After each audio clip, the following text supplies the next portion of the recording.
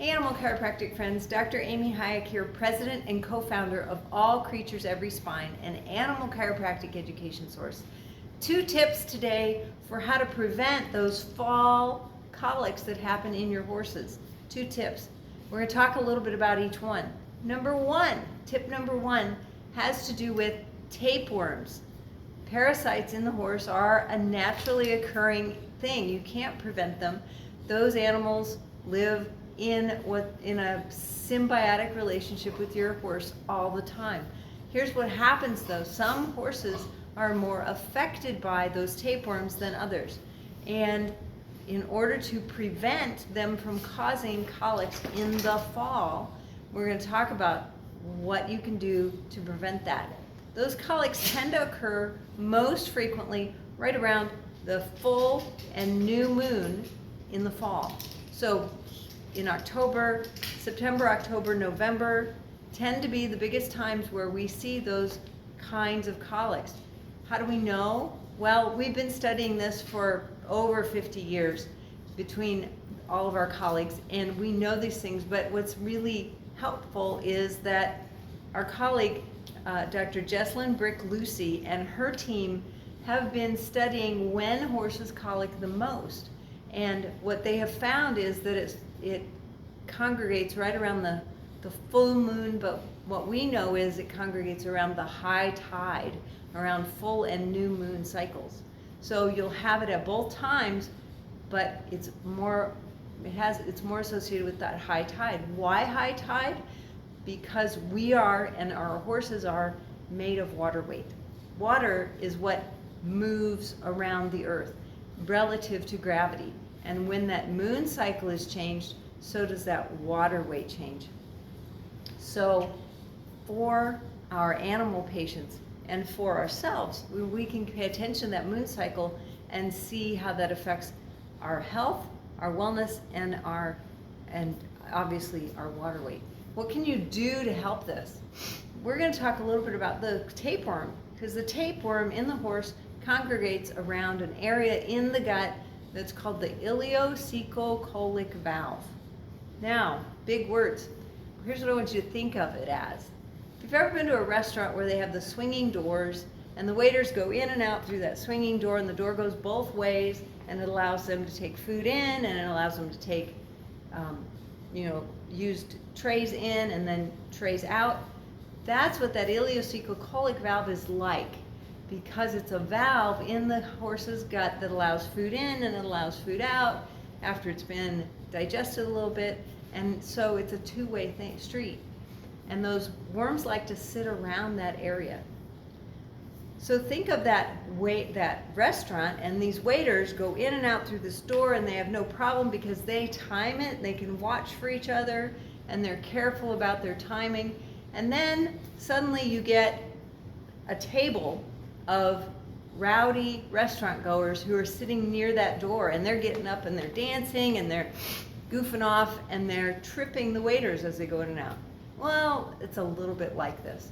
So those tapeworms congregate around that opening, and the horse feels like it has a gut impaction. It behaves like it has a gut impaction. As a matter of fact, these are horses who come hungry into the barn and they look at their food, and then all of a sudden they lose their appetite. Just like if you were in that restaurant and saw those people dancing around the kitchen door and your food was falling on the floor because of them, you would lose your appetite as well.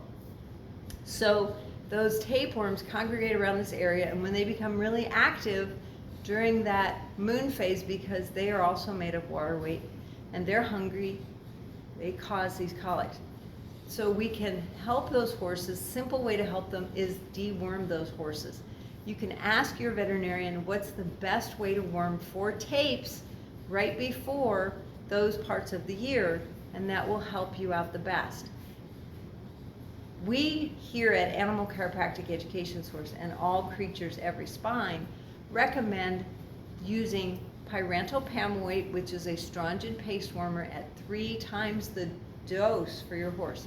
But ask your veterinarian to make sure you do it safely, because your horse may be a smaller size or a bigger size than some of the horses that we recommend that dosage for. And it has to do with the weight of your horse, not how many tubes of that you buy. So, but that's how we recommend it.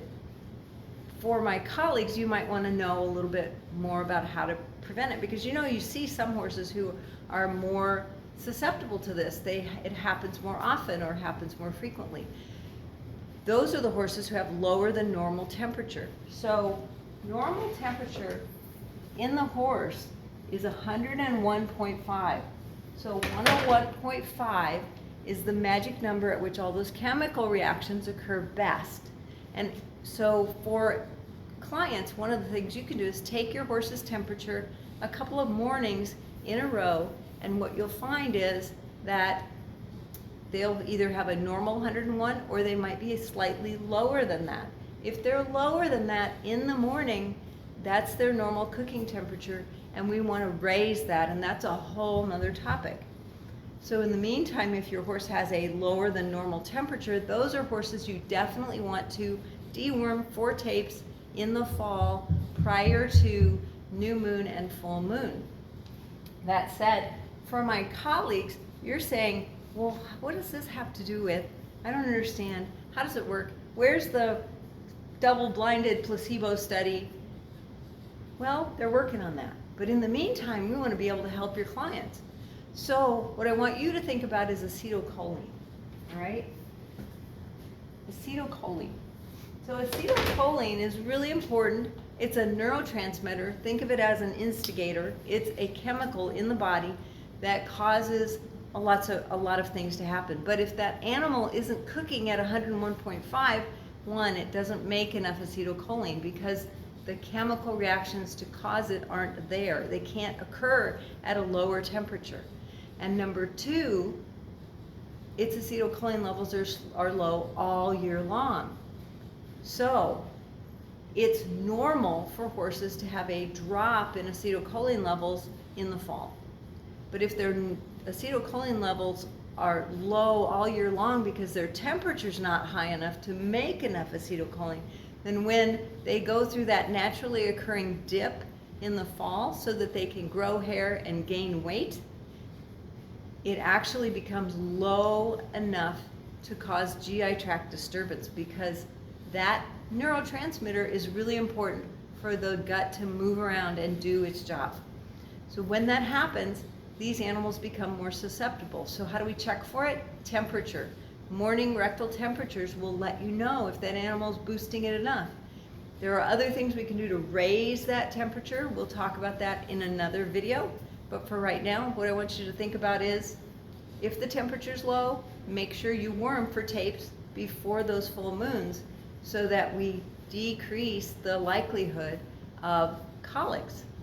Thanks for joining me. If you like this video, share it with your friends. Subscribe to this YouTube channel. You can also watch us on Facebook and Twitter and Instagram, where we share more information just like this, educational information to help educate our clients to make their horses' lives better. Thanks for joining me today.